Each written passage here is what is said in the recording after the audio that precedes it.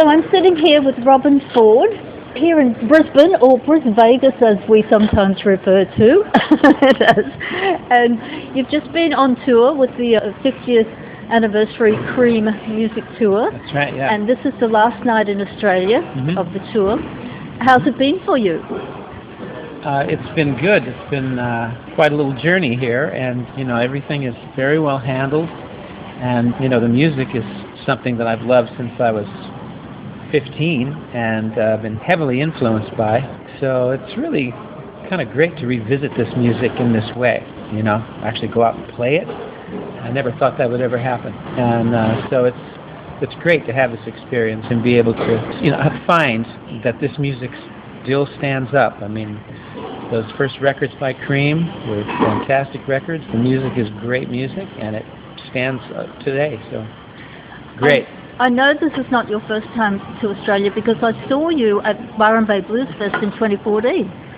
Yeah, but was that the first and only time you'd been here? Or? Oh no, I've been to Australia many times. Yeah. I've done the Byron Bay Festival at least 4 times, maybe 5, and of course played in Sydney, Brisbane, Perth, Melbourne, different ways.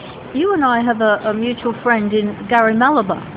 Gary Malabar. Yeah. Acquainted with Gary. Acquainted, right? Yeah. I like well, Gary. I'd probably say I'm more of an acquaintance as well when it comes down to it. But we've met a few times and been to dinner with mutual friends and whatever.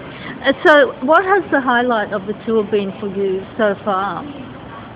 Well, every night it gets better, and I'm assuming that tonight will do the same thing. It's a very fresh project, so it's been as I said, a journey, and to say that it gets better every night, I'm not saying that in just a glib way, I mean, it does, and that speaks for everybody and everything, about the tour, about the music, and so I expect it to be, the highlight will be tonight for Australia. Good. How did you end up getting involved in the band, with the band and the tour? How did that come about? Well, my one of the 2 promoters was a fan, and I had a mutual friend who is a tour manager and sound man had been telling him he should do something with me, and so it just kind of popped into his mind. Initially, I think Mick Taylor was going to do this tour, and he bailed at some point for whatever his reasons were. And Simon thought of me, like, we got to get somebody good, So he just immediately thought of me, called my agent, boom, Terrific. I was reading your bio today. You've done some amazing things in your musical career and met some amazing people. Is there one person, or is there something in that career that comes to mind that was, that really stands out? Well, there are several things, quite honestly, but if I had to choose one, it would be my time with Joni Mitchell, which was a long time ago, but and I was very young. I did my first tour with her when I was 22, and toured again with her about a year later.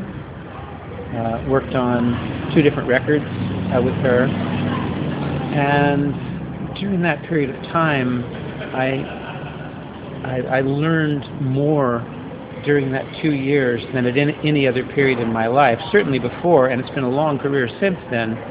That still was just an incredible schooling in a very short period of time, because I was around musicians who were not only just great musicians, great instrumentalists, but they worked with a lot of different people.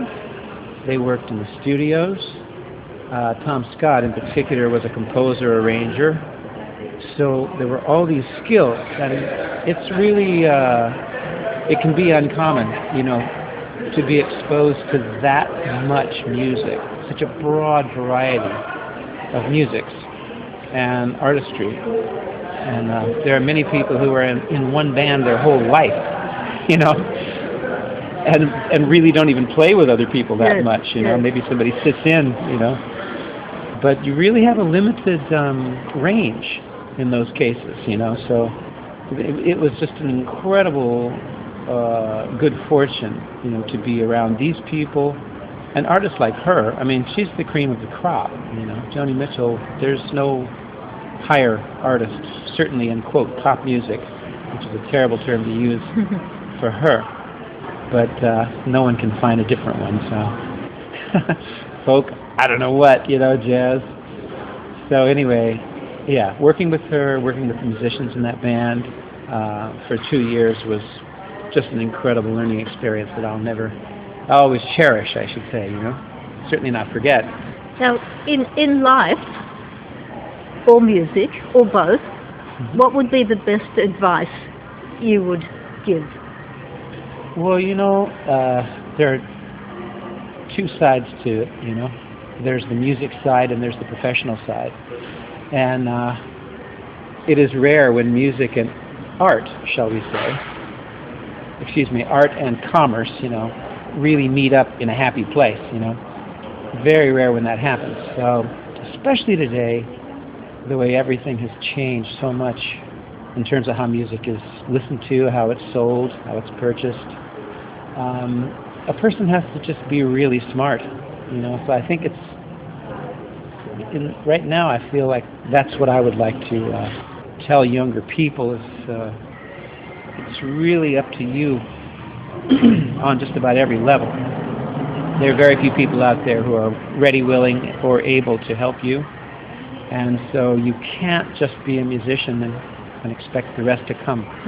And many of us, including myself, you know, started out that way, you know, very naive, very hopeful or whatever, you know. And indeed, I had a lot of great breaks early. But that changed pretty quickly because the whole industry shifted not long after I did my first record. The whole industry had a major shift at that point. And then it continued, you know, these changes. And so, yeah, you want to really be smart about your career independently of your musicianship. Did you start off think of yourself as a blues musician, or what genre was it that you... Well, at first just loved music of all kinds, listened to music of all kinds. I took up the saxophone when I was 10 years old. I started fooling around on the guitar when I was 12, 13, right in there. And shortly thereafter was exposed to the first Paul Butterfield Blues Band with Mike Bloomfield on electric lead guitar. And that basically kind of gave me a direction, you know, for the guitar. I didn't grow up listening to, you know, like pop and rock records and learning to play that way. A lot of people did. You know, they learned how to play listening to Beatles records, you know, Rolling Stones records. So I was listening to Butterfield Blues Band and then getting exposed to B.B. King and Albert King and people like that, seeing them live in San Francisco. And so kind of everybody was a blues guitar player at that time. And I may or may not have thought of myself as a blues guitarist. Probably did, but I was a teenager, for God's sake. And within a short period of time, by my late teens, I was already seeking out jazz and buying records and listening to jazz records of all kinds and getting into Coltrane, Miles Davis and all this. So that started influencing, you know, and I went back to the saxophone, got a tenor, started playing more tenor saxophone, and so I was playing both guitar and tenor on my own gig, writing my own music, which was largely kind of modal jazz. You know? Wow. So it was, you know, a little bit of, you know, blues and jazz, and I played with Jimmy Witherspoon for a couple of years, which was strictly a blues band, you know, and then found myself suddenly invited to join Tom Scott and the LA Express, which was a fusion group backing Joni Mitchell. So suddenly the world of Joni Mitchell opened up to me, and these musicians were turning me on to Indian music and, like, you know, classical music. And I started listening to Aaron Copland and Stravinsky, and so, you know, it just kept going, just kept blooming, you know, getting bigger and bigger. The musical picture kept getting bigger and bigger. But fundamentally, I've always come back to kind of blues and R&B.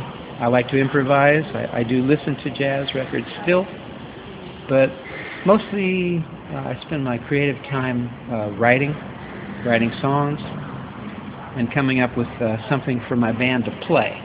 So you can't play if you don't have something to play. You Yes. know? So I've spent most of the last few years really focusing on the songwriting. Well, you and I have something else in common. Hmm. We were born in the same month and in the same year, Hmm. but we're not the same star sign. Okay. Because I think you're Sagittarius. Yeah. Was it the 19th of December? 16th. 16th. Yeah. I'm the 27th. So that makes you Capricorn. Capricorn. Right, okay. Anyway, I just happened to notice that when I was reading your bio. I thought, Anyway, well, it was lovely to meet you and talk to you, and Nice thank to you meet for you. taking the time. Sure. 'Cause Easy.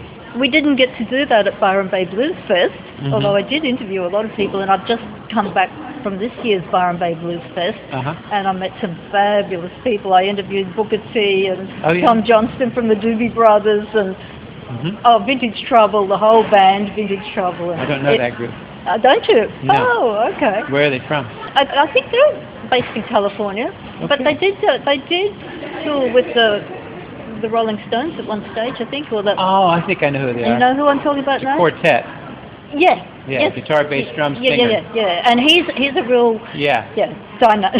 dynamo. Yeah. I do Anyway, know that. so they were a lot of fun. So that was good. Anyway, well, thank you so much. I'm looking Thank forward you. to the concert tonight, Okay. and I hope the New Zealand part of the tour goes well too.